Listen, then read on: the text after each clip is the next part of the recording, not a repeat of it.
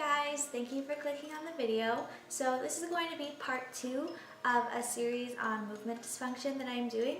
If you missed part 1, I really recommend going back and watching that because all of the definitions that I went over in that video will pay dividends to understanding the next few portions or the next few parts of this series where I give specific examples of movement dysfunctions that are common in the gym and how to fix them.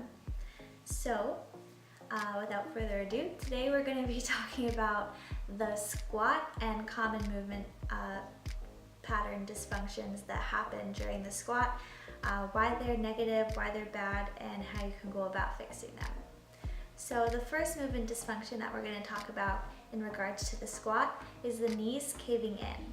So a lot of people, especially beginners, when they go to squat, it feels super awkward and the knees are just going in and out and it just feels really weird. And this could just be an issue with not really having the neuromuscular pattern down yet.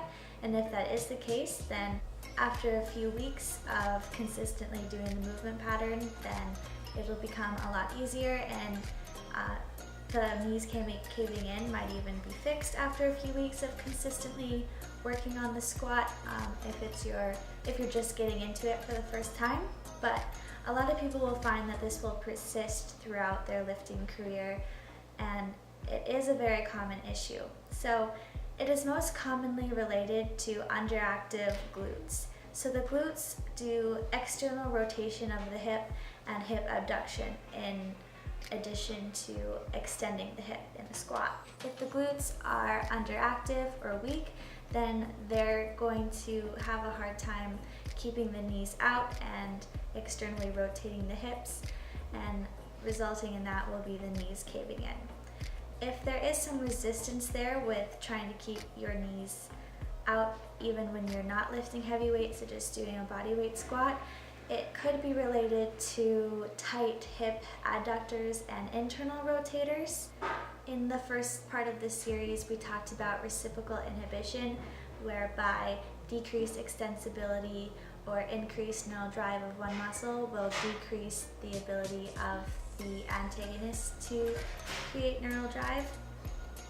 And in this case, decreased extensibility or tightness of the hip adductors will decrease neural drive to the gluteus medius. So if there's a lot of resistance there, you find it hard to keep your knees out even when you're not doing a heavily loaded squat, then it could be due to tight hip adductors and internal rotators, inhibiting your glutes' ability to contract. But if it is a case of just having weak glutes, and it tends to happen more so when you're doing heavily weighted squats, then there are some exercises that you can do to really activate those muscles before you go into squatting, and also just exercises to work on and progressively overload to strengthen those muscles. So as far as warming up goes, if it is an issue of having really tight hip adductors and internal rotators of the hip, then you would want to inhibit and lengthen those muscles.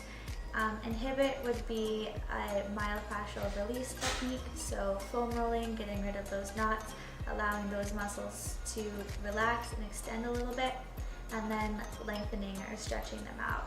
As mentioned in the first part of the series with altered force couple relationships, if one muscle is chronically really tight, then the ability of the other muscle to contract is going to be limited, and so you really want to make sure that before you go into any strengthening exercises for the glute medius, you want to inhibit and lengthen the hip adductors, just so that they're going to have more of an ability to contract and produce force. Even if you're just doing some light activation drills and stuff like that, you'll be able to really feel that mind-muscle connection and those glutes firing a little bit more if the hip adductors are tight, if you do work on lengthening them and using myofascial release techniques. The next part would be to strengthen the hip external rotators and abductors, so the glutes. One good exercise for this is clamshells, so just lying on the ground or even just standing with a band around your knees, you do external rotations of the hip. I would recommend doing one side at a time for this. You don't need much weight for this. Like I said, you can even use one of those circular bands or just putting a light dumbbell or a light plate on your hip while lying on your side. Another good exercise for strengthening the hip abductors and external rotators, or for strengthening the glutes, is to use a mini band. So this has become increasingly popular, especially like in the bikini competitor world, using those hip circles. I know the Mark Bell slingshot is a really popular one. I just got one this weekend at the Arnold Expo. I haven't gotten a chance to use it yet, but anyways, those bands have become very popular, and for good reason. So putting those bands around your knees really forces the glutes to turn on to keep the knees from caving in, because when the band is pulling your knees in, then you kind of have that external cue to drive your knees out, and that will activate the glutes. So you can do, just basic body weight squats with that just to warm up, or do some lateral band walks or marching back and forth while keeping tension on the band, keeping your knees driven out and really feeling those glutes contract while sitting your hips back. You can also do seated hip abductions, so like the hip abduction machine where you're seated and your knees are bent and you're just driving your knees out. I see a lot of girls do this hip abduction exercise like backwards and like squatting and standing up and upside down. I don't know why people started doing that. I mean, it just makes the exercise easier and takes a lot of the tension off of the muscles you're trying to work here.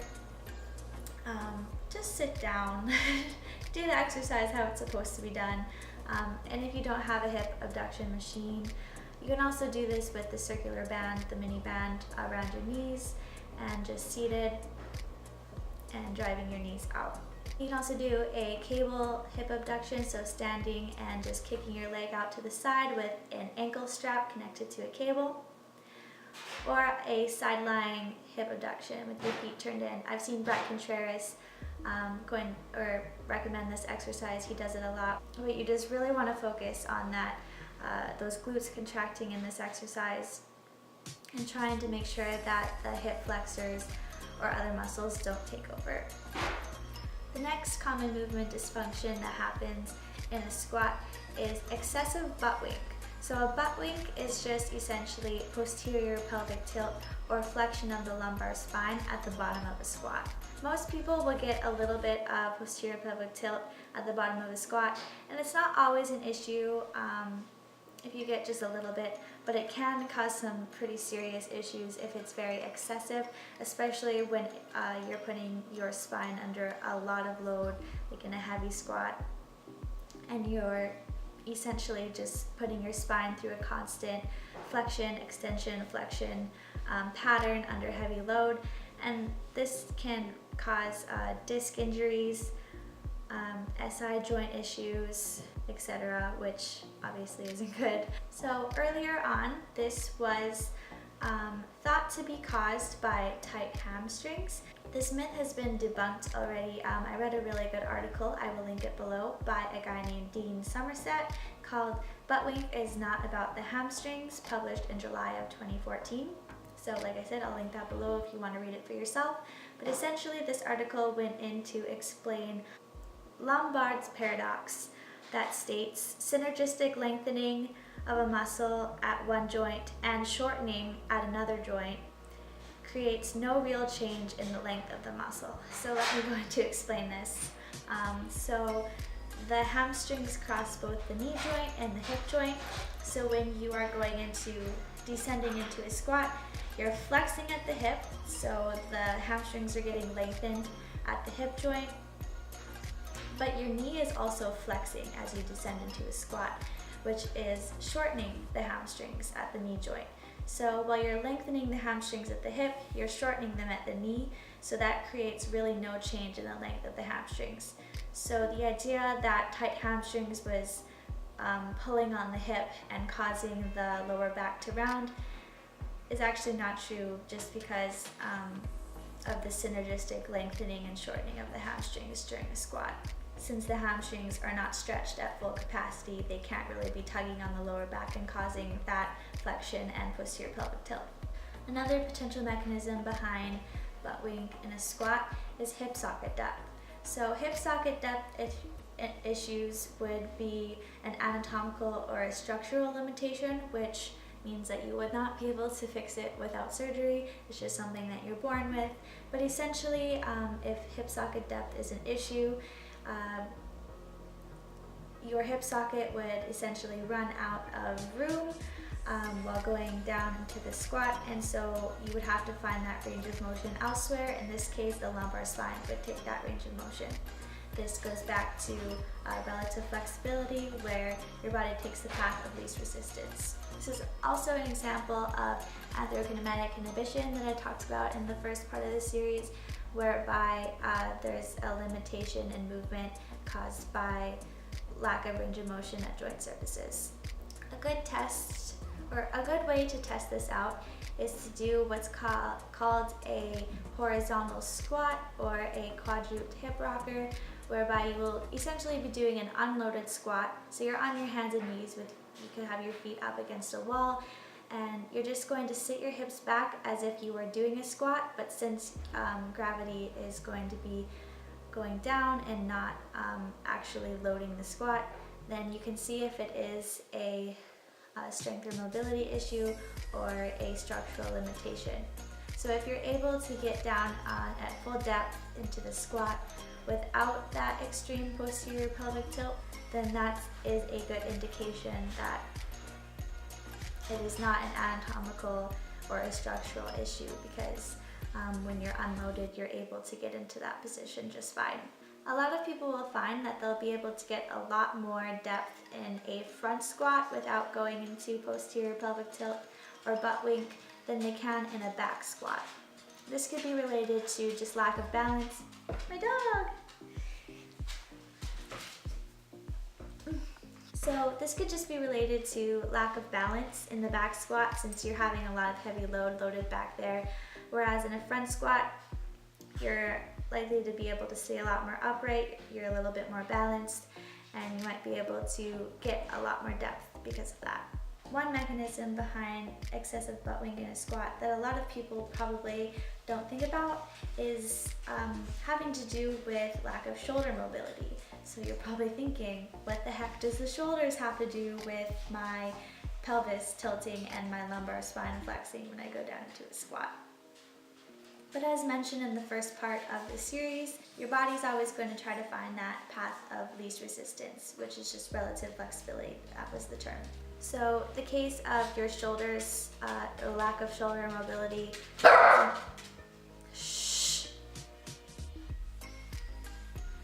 lack of shoulder mobility causing your butt wink in a low bar squat, the demand for external rotation at the shoulder is increased dramatically. So you really need to be able to open up those shoulders in order to hold the bar there in a low bar position. And that increased demand for external rotation of the shoulder, if you don't have it, then your body's going to have to find that range of motion elsewhere. So if you lack range of motion and external rotation, that means that your internal rotators of your shoulder are tight. So internal rotators of your shoulder would be your lats, your subscapularis, your teres major, your anterior delt, and your pec major. If all those muscles are tight, then it's going to be hard to get into that external rotation that you need in order to hold the bar. And then in this case, your thoracic spine is going to have to extend in order to make up for that lack of range of motion. And if your thoracic spine is extending, then your lumbar spine is going to consequently have to flex, and that will cause posterior pelvic tilt. In order to test for this, you can do a lying 90-degree external rotation test, whereby you lay on your back flat, have a light dumbbell in your hand, elbow at 90 degrees, and just lower it down to the ground. And don't fight it, but see if when you go to bring the dumbbell down to the ground, if your back starts to arch off the ground. And if it does, then this is a good indication that you do lack range of motion and external rotation, and that could be causing your butt wink. The final movement dysfunction that happens very commonly in the squat is excessive forward lean. So forward leaning in a squat has recently been kind of coined as not being as bad as a lot of people previously thought, just having to do with anthropometric, so different lengths of bones on different bodies, so different people will not be able to stay upright in a squat just due to the length of their bones and just the way that they're built.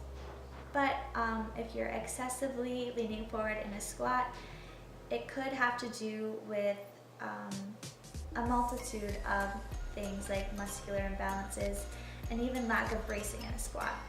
So the most common mechanism behind an excessive forward lean, if it's not related to a structural limitation, is poor ankle mobility.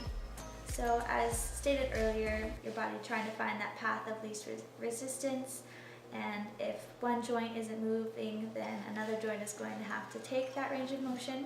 In this case, if you lack ankle mobility, like your calves are really tight, you can't really get into that proper dorsiflexion as you descend into a squat, then your hip is going to take that range of motion instead, and that's going to cause you to flex more at the spine or flex more at the hip than you typically would, and just to keep that bar over your center of gravity. The problem with this is that when somebody starts to lean forward in order to make up for that lack of range of motion at the ankle, then they'll typically just end up leaning way more forward than they would have to because the weight kind of pushes them forward, and then they end up doing this awkward like hip shoot up, and then they have to good morning up the weight, and that's really not good on your lower back. Going back to the excessive butt wink thing, some people used to think that excessive forward lean also had to do with tight hamstrings, but just like how in the butt wink portion it wasn't related to hamstrings because of Lombard's paradox and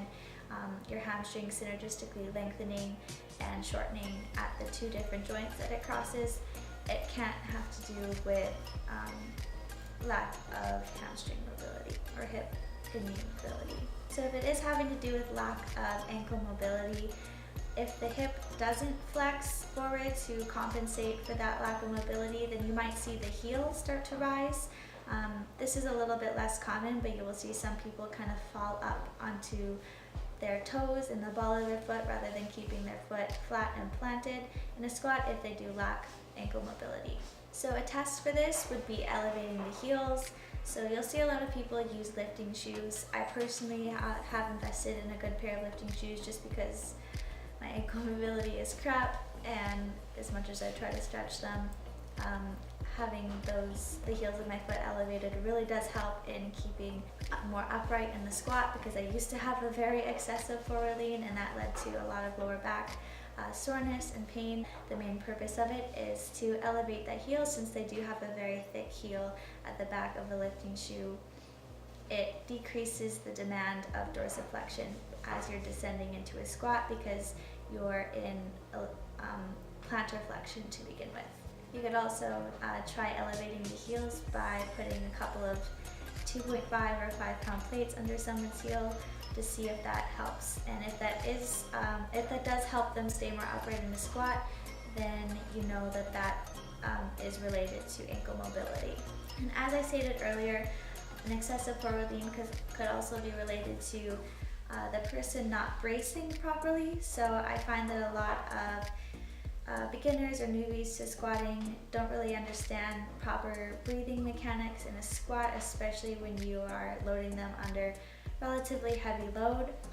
You can test this just to see if the excessive forward lean happens even not under load, so just doing like a simple body weight squat, if that would be easy for them. If it still happens, then it could be due to things that we mentioned earlier, like lack of ankle mobility. But if it is only happening when they're under a lot of load, it could just be that they're not bracing their core properly. Proper breathing during a squat is not just inhaling on the way down and exhaling on the way up, like a lot of people think, especially at first.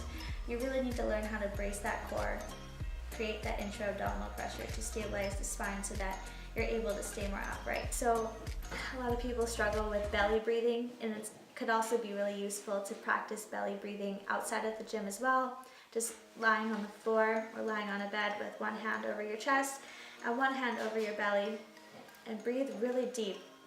And try not to let that chest rise too much, and you really want to feel your stomach expanding and deflating as you breathe rather than just at the chest. But you really want to get that breath really far into your belly so that you're sticking your belly out and creating that intra-abdominal pressure so that you're able to stabilize your spine. At the top of the squat, before I descend, I take a big breath into my belly, and I push against my belt if I'm wearing it. If not, then I just push out as hard as I can. Then I go down to the squat, and I don't exhale until I get to the top of the squat again. So rather than just inhaling on the way down and exhaling on the way up, I find if I do that, especially under heavy load, I start to kind of lose my core stability and my ability to stabilize my spine.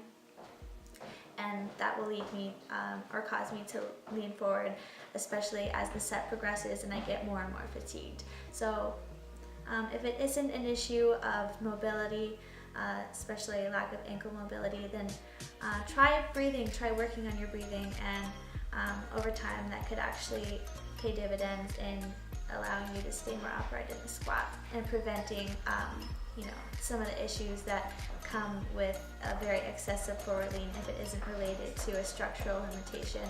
Like as mentioned earlier, it can really cause some lower back pain because it's putting your spine under a lot of load as you are horizontal basically in a squat with all of that weight. And having that excessive forward lean is also just not energy efficient, so you're going to be wasting a lot of energy just trying to bring yourself back up at the top of the squat, and it's just not an efficient movement pattern that way. So you're going to be lacking some of those benefits that you're getting from a squat if you're not doing it properly. Anyways, that's going to conclude this portion of the series. So hopefully you have watched part 1 now, and thank you so much for watching this video. Make sure to go on to part 3. I'm going to talk about some movement dysfunctions that occur during the deadlift. So again, thank you so much for clicking on this video. Don't forget to give it a like if you enjoyed it, and subscribe to my channel if you haven't already. And I really appreciate it. Thank you so much, and don't forget to go on to part 3. It's that Super Bowl, no, she my flow. Yeah.